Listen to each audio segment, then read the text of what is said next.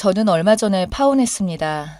정말 기가 막히고 생각할수록 분통이 터져서 잠도 잘 오지 않아요. 그동안 허투루 보냈던 시간이며 돈이며 추억이며 몽땅 다 휴지 조각이 되어버린 것 같아서 저에겐 적잖이 충격적이었습니다. 마음을 정리하는 심정으로 이 글을 써볼게요. 남자친구와는 회사 연수원에서 만났어요. 사회교육 프로그램 일원으로 특별 행사에서 만나서 격이 없이 얘기를 나누다가 친해지게 되었어요.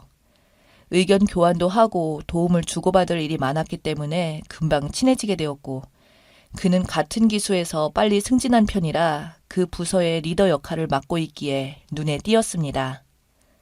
연수 기간이 끝날 무렵에 모두들 단톡방을 만들고 각자 회사로 돌아가서도 서로 부담 없이 사내 메신저로 연락하고 했죠. 물론 그도 그렇게 자연스럽게 저에게 연락을 해오면서 사귀게 되었고요. 그는 저를 만나기 위해서 먼 길도 마다하지 않고 주말에도 늘상 찾아왔습니다. 그렇게 2년 넘게 사귀고 나니 자연스럽게 결혼도 생각했습니다. 저희 부모님께도 인사를 드렸고 저 또한 예비 시댁에도 인사를 드리러 갈 참이었어요. 그동안 말로만 듣고 한 번도 보지 못했던 남자친구의 여동생이 저를 만나보고 싶어 한다고 하더군요. 이미 결혼한 지 한참이나 되었고 5살인 아들이 하나 있다고 들었습니다. 여동생도 직장에 다니고 있어서 5살 조카는 예비 시모가 돌봐주신다고 알고 있었어요. 주말에 예비 시댁이었던 지역으로 차를 몰고 갔어요. 아주 먼 거리는 아니었지만 그래도 전철로 가기에는 가까운 거리도 아니었어요. 그렇지만 시누이가 될 사람이 아이를 둔 엄마라서 제가 직접 찾아가겠다고 했어요. 가는 도중에 남자친구에게 전화가 왔습니다. 제가 여동생을 만나러 일부러 온다고 하니까 예비 시부모님들도 저를 만나보고 싶어 한다고 하더라고요. 그래서 이왕 가는 김에 만나고 가는 것도 나쁘지 않겠다는 생각이 들었습니다. 제가 그쪽이 초행길이라서 남자친구와 먼저 합류했어요. 예비 시댁 식구들을 처음 보는 자리라서 전문 떡집에서 선물용 떡을 사고 예비 시모께서 꽃을 좋아하신다고 하셔서 꽃도 한아름 샀습니다. 그리고 남자친구 차와 함께 교회 한적한 곳에 있는 한정식 집으로 갔죠. 남자친구가 미리 예약해놨더군요. 예비 시부모님이 와 있다고 했는데 막상 예비 시댁 식구들을 처음 만나려니 좀 떨렸습니다.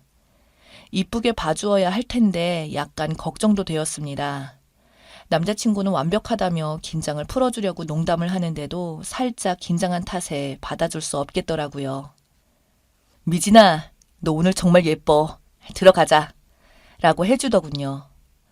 사실 그날은 예비 시부모님은 안 만날 줄 알고 편한 복장으로 올까도 생각했었지만 그래도 첫인상의 느낌을 예비 시부모님들께도 전달할 게 틀림없어서 평소에도 입지 않던 원피스를 큰마음 먹고 입고 갔어요. 참 다행이라고 생각했어요. 연 핑크색 원피스를 정갈하게 입은 저를 본 남자친구는 웬일이냐며 맨날 이렇게 입으라고 질투를 해주더군요. 제가 예비 시어머님께 드릴 꽃다발을 들고 가려고 하니까 남자친구가 꽃다발을 든 모습이 엄청 예쁘다면서 그 와중에 사진까지 찍었습니다. 남자친구 덕분에 한결 차분해진 마음으로 예비 시댁 식구들이 있는 방으로 안내받았습니다. 제일 먼저 마주친 예비 시부모님께 인사드렸어요. 그리고 남자친구의 여동생의 부부와 인사를 하려는데 여동생의 남편 되는 듯한 분이 잠시 나가더라고요. 김서방 어디 가니? 라고 여동생에게 말하면서 여기가 내 여동생이라고 남자친구가 소개하자 언니 사진보다 더 예쁘시네요. 오빠가 능력자네요. 이렇게 보기 드문 외모로 만나다니. 그리고 여긴 제 아들이에요. 라고 하면서 한시도 가만히 있지 않은 남자아이를 가리키면서 말했습니다. 남자친구의 여동생은 예비 시부모님처럼 선해 보여서 참 좋았어요. 반가워요. 이렇게 큰아들이 있다니 놀랍네요. 일찍 결혼하셨나 봐요. 라고 했더니 그렇다고 하면서 밝게 우는데 인상이 아주 좋아 보였습니다. 생각했던 것보다 예비 시부모님이 편하게 대해주셔서 즐겁게 식사를 시작했는데 그때까지도 남자친구의 여동생 남편이 자리에 돌아오지 않아서 전화를 걸더니 옥신각신 하면서 왔어요. 그러더니 통화 중에 밖으로 나가서 통화를 마저 끝내고 오는 듯 했는데 그러더군요. 오빠, 언니 미안해요. 초면에 아기 아빠가 갑자기 급한 연락이 와서 달려나갔다고 하네요. 라고 했습니다. 원래 이런 사람이 아닌데. 아마도 무슨 일이 있었나 보네요. 그렇지 않고서야 별일이네. 라고 말했어요. 그래서 옆에서 남자친구가 물었어요. 무슨 일인데 말 안 했어? 내가 김서방한테 전화해볼까? 라고 하니까 아니야 오빠. 걱정 안 해도 된다고 했어. 나중에 다시 물어보지 뭐. 라고 했습니다. 남자친구의 여동생도 예비 시부모님들도 반갑게 대해주셔서 예비 시댁 식구들과 첫 대면을 잘 마친 셈이었죠. 예비 시부모님께서 따로 저를 정식으로 초대해야겠다고 하셨어요. 남자친구 말로는 모두 다 저를 무척 마음에 들어 하신다면서 결혼을 서두르자고 했습니다. 모든 게 순조로웠고 이제 드디어 나도 결혼을 하는 건가 싶었습니다. 그러던 어느 날이었어요. 퇴근 무렵이었는데 한 통의 전화가 왔습니다. 뜻밖의 목소리였어요. 나 상욱이야. 오랜만이지? 순간 멈칫하고 놀랐습니다. 그는 오래전에 헤어진 전 남자친구거든요. 근데 무슨 일이냐고 물어보자 꼭 할 말이 있어서 네가 사귀고 있는 사람 관련된 일이야. 내가 사귀는 사람 일이라고? 할까 말까 고민했는데 하는 게 맞는 것 같아서 오늘 약속 없으면 잠깐 보자 라고 했는데 순간 고민이 되었어요. 상욱 씨는 7년 전에 저랑 사귀다가 다른 여자가 좋다고 저를 떠난 남자였어요. 어린 마음에 적잖은 마음에 상처를 입었었는데 갑작스러운 연락에 황당하기도 했지만 제 남자친구와 관련된 일이라고 하니 더욱 황당했습니다. 상욱 씨는 내 남자친구를 어떻게 알아? 라고 했더니 사실 내가 네 남자친구 동생의 남편이야. 뭐라고? 민준 씨 여동생이라고? 그럼 나 만나면서 바람 피운 애가 민준 씨 여동생이었어?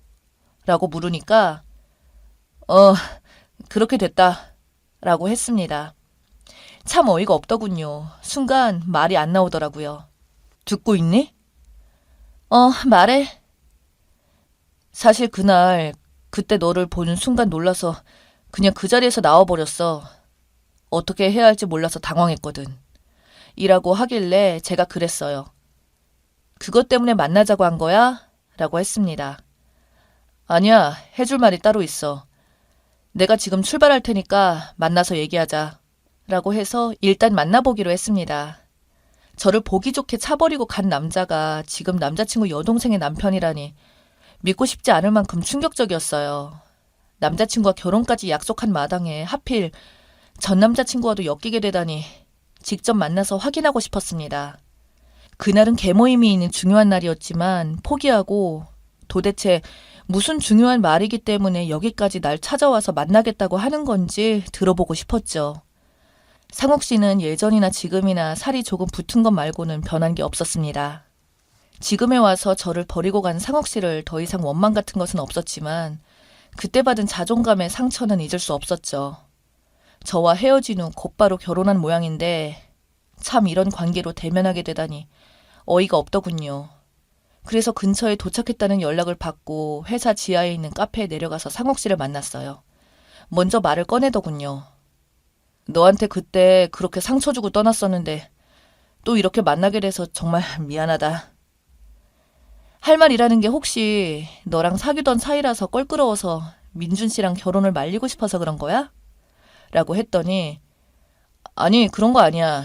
나는 단지 네가 더 알아야 할 게 있어서 말해주고 싶을 뿐인데 그러면서 망설이더군요. 그래서 제가 답답해서 말했습니다. 상욱 씨, 나는 이제 와서 이런 일 때문에 상욱 씨 탓할 생각 없어. 혹시라도 나에게 또 다른 수작 부리려고 그러는 거면 그만두길 바래. 예전 우리 관계가 어떻든 간에 난 포기하지 않고 민준 씨랑 결혼할 거니까. 라고 말하자 그가 말을 꺼냈어요. 네 남친 민준이한테 아들이 있어. 순간 저는 귀를 의심했습니다. 뭐? 아들? 5살 난 아들이 있어. 알고 있었어? 무슨 소리야? 그럴 리가. 그런 말 한 적 없었는데. 사실이야? 내 호적에 올려서 내 아들로 키우고 있어. 라고 했습니다. 뭐라고? 그때 그럼 봤던 애가 네 아들이 아니었어? 라고 묻자 고개를 끄덕였습니다. 정말 말도 안 되는 소리를 하는 것 같아서 박차고 나와버리고 싶었어요. 무슨 일이 이렇게 꼬이는 건지 머리가 복잡했습니다. 그런데 상욱 씨는 얘기를 해주려고 일부러 나를 만나자고 한 거예요. 사실이야. 네가 모르고 있는 것 같아서 말해주고 싶었어. 그리고 민준이는 같은 남자인 내가 봐도 또 언젠가는 그럴 놈이야. 네가 다시는 상처받지 않게 민준이랑 결혼하지 않았으면 좋겠어. 라고 했습니다. 그러니까 상욱 씨가 가까이에서 본 민준 씨는 또 언젠가는 밖에서 자식을 낳을 인간이다 이거지? 그래. 와이프가 불임이라서 처음부터 민준이 아들을 와이프가 낳은 것처럼 꾸몄어. 그래서 나만 알고 있고. 내가 했다는 말은 비밀로 해주었으면 좋겠다. 부탁한다. 라고 했습니다. 그러면서 제가 비밀을 지키지 않더라도 어쩔 수 없는 거라고 했습니다. 저는 엄청 충격을 받고서 이 말을 어떻게 받아줘야 하나 고민되었어요. 사실일까 아닐까, 민준 씨랑 헤어지게 하려고 작전을 짜는 걸까? 별 생각이 다 들더군요. 내가 민준 씨한테 확인해 볼 거다. 가족끼리 괜찮냐고 묻자 그러더군요. 어차피 네가 그럼에도 불구하고 민준이랑 결혼하겠다고 한다면 사실 그대로 와이프에게도 말해야겠지. 라고 했습니다.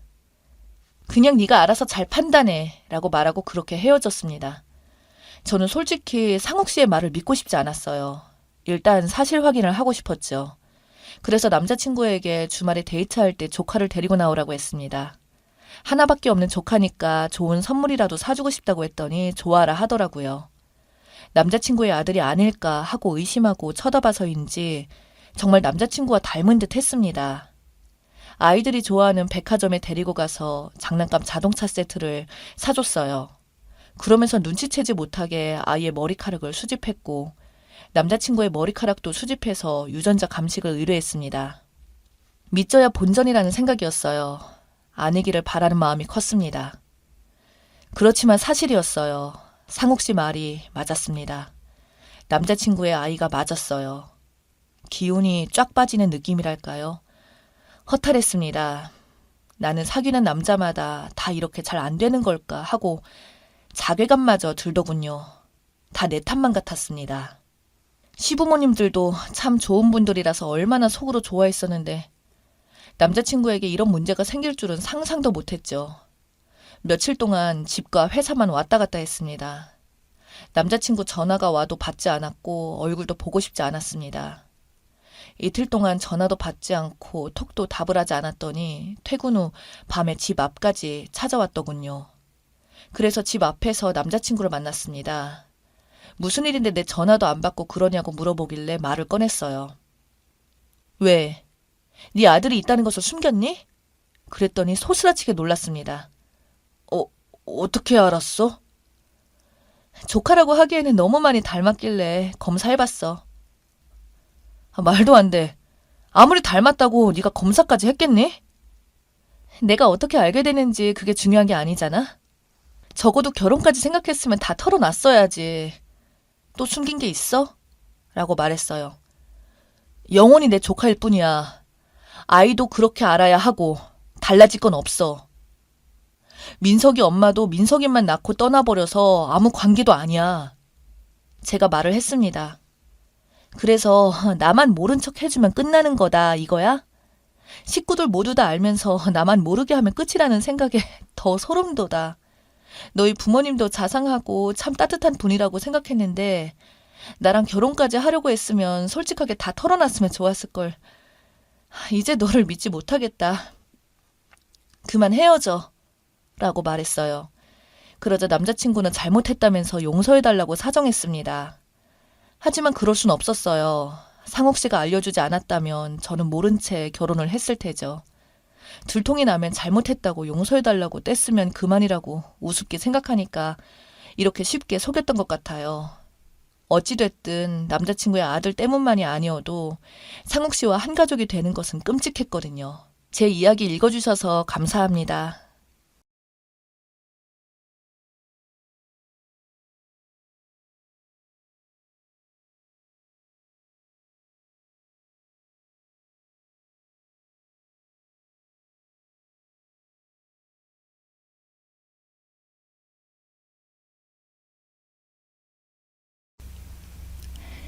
안녕하세요. 저는 가정 환경으로 인해 파혼을 겪은 20대 여자입니다. 친구한테 말하기도 속상해서 혼자 끙끙 앓다가 여기에 글을 올려봐요. 저는 아버지가 바람이 나서 어머니 혼자 저를 키우셨어요. 그런 모습을 보면서 빨리 커서 사회에 나가 돈을 벌어야겠다는 생각을 항상 가지고 있었어요. 그래서 고등학교 졸업 후 바로 사회생활을 하게 되었고 정말 열심히 살아왔습니다. 그렇게 사회에 나가 일을 하던 중 가게의 단골 손님이었던 남자친구가 알고 보니 저를 보기 위해 항상 왔다는 사실을 알게 되었고 저도 관심이 없던 것은 아니다 보니 서로 진지하게 만나게 되었습니다. 그렇게 사귀게 되었고 그때 서로를 알아가는 과정에서 남자친구 직업을 물어볼 때마다 항상 그냥 부모님 조금 도와드리고 있어 라는 식으로 우물쭈물 넘어가더라고요. 그래서 부모님 도와주시면서 지내는구나 라고 생각하고 넘어갔습니다. 그러고서 연애를 한 지 1년이 조금 지났을 때 결혼 준비를 하게 되었어요. 물론 저는 처음부터 저의 가정사를 다 털어놨었고 이 사람은 저의 직업 또한 알고 있었지만 남자친구는 쉽게 자신의 가정사를 이야기하지 않길래 조금 서운했지만 결혼 준비를 하게 되면서 남자친구의 가정사를 알게 되었는데 엄청난 부자더라고요. 부모님이 부동산으로 50억 정도를 소유하고 있고 어렸을 적부터 많은 사랑을 받아온 사람이었습니다. 그걸 들으면서 나랑은 정말 정반대의 삶을 살아온 사람이란 걸 느끼긴 했지만 제가 지금까지 만나온 남자친구의 행실과 인성은 무엇보다도 저와 잘 맞는 사람이 여기에 이런 배경은 별 문제가 없는 줄 알았습니다.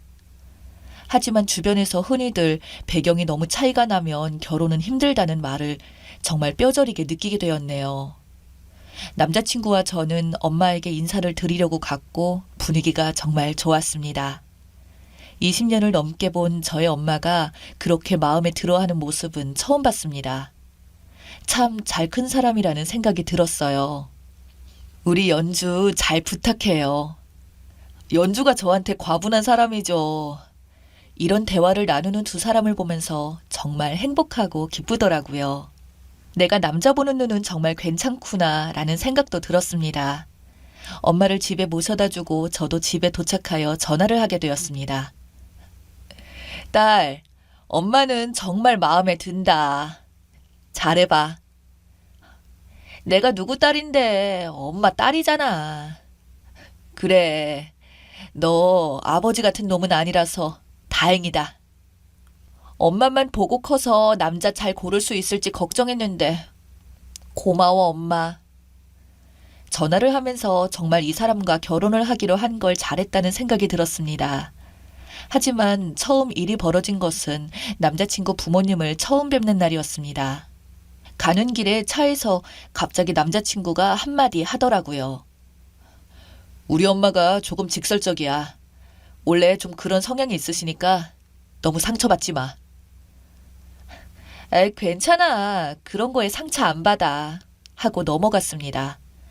집을 갔는데 정말 좋기는 좋더라고요. 우선 들어가서 남자친구 부모님과 같이 식사 시간을 가지게 되었습니다. 식사를 하면서 대화를 하는데 제가 예상했던 질문과는 전혀 다른 이야기를 꺼내시더라고요. 연주 씨는 아버지가 바람이 났다며. 이렇게 물어보는 어머니의 말에 정말 당황했지만 사실이기 때문에 그냥 맞다고 대답했습니다. 그랬더니 바람은 유전이라던데 라고 하시길래 첫 만남이기도 하고 많이 들리는 속설이기 때문에 웃어넘겨버렸네요. 그 말씀 이후로도 분위기도 좋고 나쁘지 않았습니다. 그렇게 남자친구 부모님에게 인사를 드린 뒤 집을 가기 위해 남자친구 차를 타게 되었습니다. 그런데 남자친구가 먼저 얘기를 꺼내더라고요.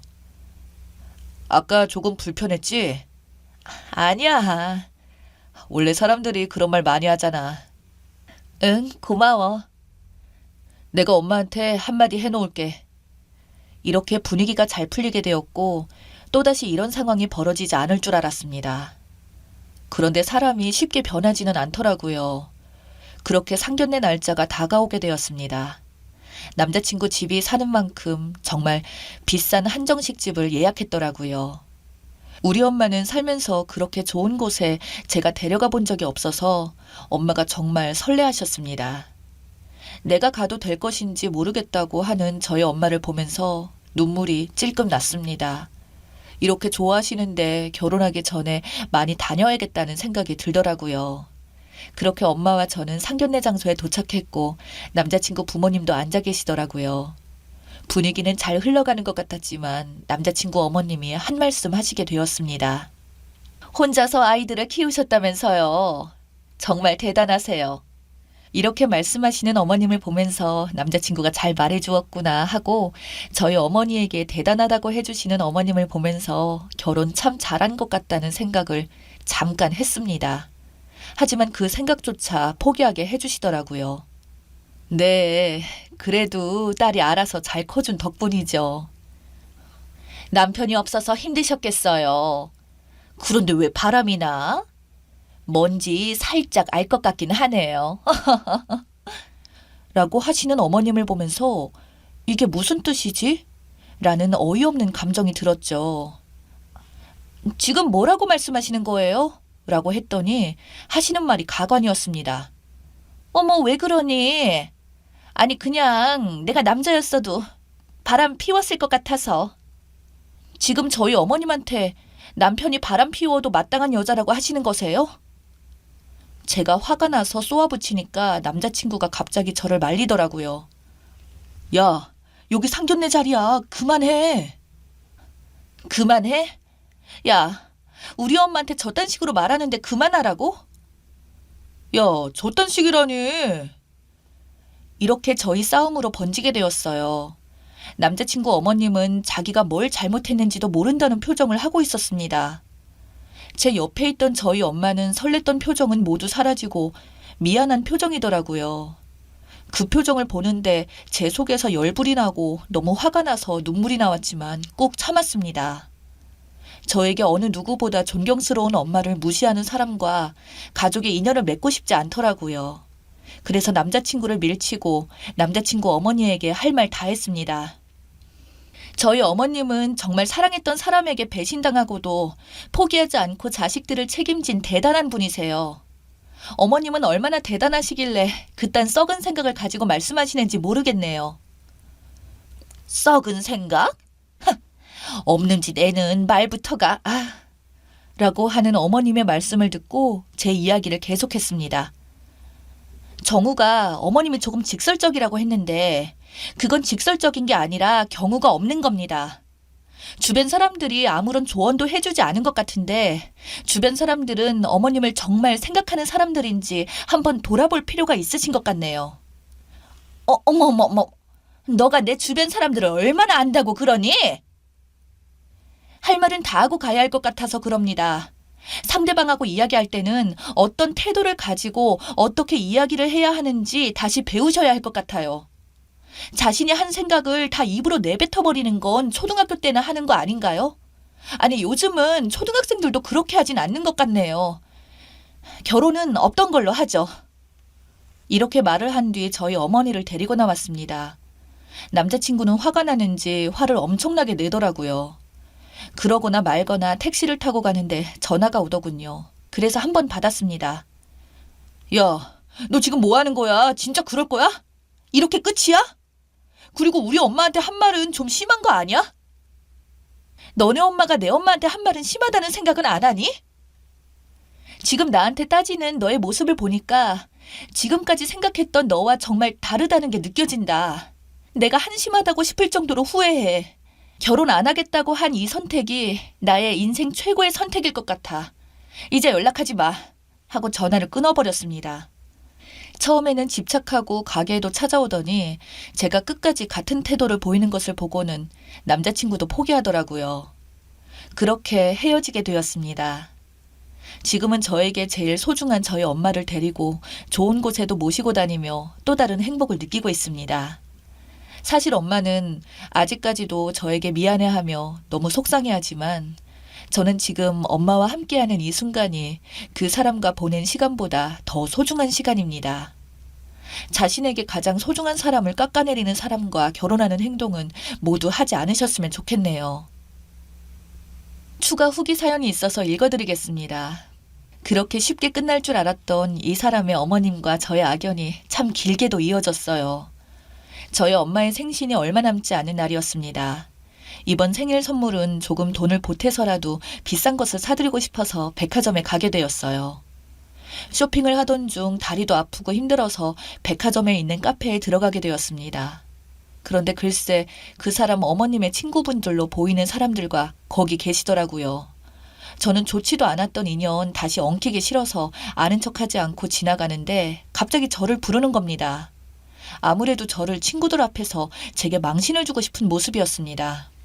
어머 연주야, 여기서 다 보네? 네, 안녕하세요. 오랜만에 봅니다. 그런데 연주야, 얼굴빛이 많이 안 좋아졌다. 우리 정우가 너 많이 힘들게 했나 보네. 잘 앓으시니 다행이네요. 저와 정우 사이를 갈라놓은 당사자는 얼굴빛이 참 좋은 걸로 봐서 정우가 힘들어해도 아무렇지 않은가 봐요. 안녕히 계세요. 저는 더 이상 드릴 말씀이 없네요. 다시는 아는 척하지 않으셨으면 합니다. 라고 하고서 나왔습니다. 그 뒤로 시어머니가 절 보며 아직도 싸가지가 없다라고 하고 친구분들은 결혼 반대하기를 잘했다며 자기들끼리 제 험담을 하더군요. 그래서 뒤를 돌아가 다시 그분들의 자리로 갔습니다. 역시 제가 생각했던 대로 어머님이나 주변 사람들이나 정말 끼리끼리 노네요. 그리고 어머님 친구분들 정신 차리세요. 이런 사람 옆에 앉아 이야기하고 맞장구 쳐주면서 혹시 콩고물이라도 떨어질까봐 기다리는 사람들 모습이 가장 우습네요. 그리고 제가 어머님과의 관계를 맺지 않은 거지 어머님이 절 반대한 게 아닙니다. 하고 나와버렸습니다. 돈 좀 있다고 생각하는 사람들이 드라마 일만 있는 줄 알았는데 실제로 보니 기가 막히더라고요. 앞으로 이런 집안과 혹시라도 결혼을 하시게 되더라도 이 사람들 절대로 변하지 않으니까 기대 자체를 하지 말고 결혼도 신중하게 하셔야 할 것 같아요. 원래 생각이 없는 사람들에게 기대를 걸어 내 자신이 가장 큰 손해를 입을 수 있으니까요.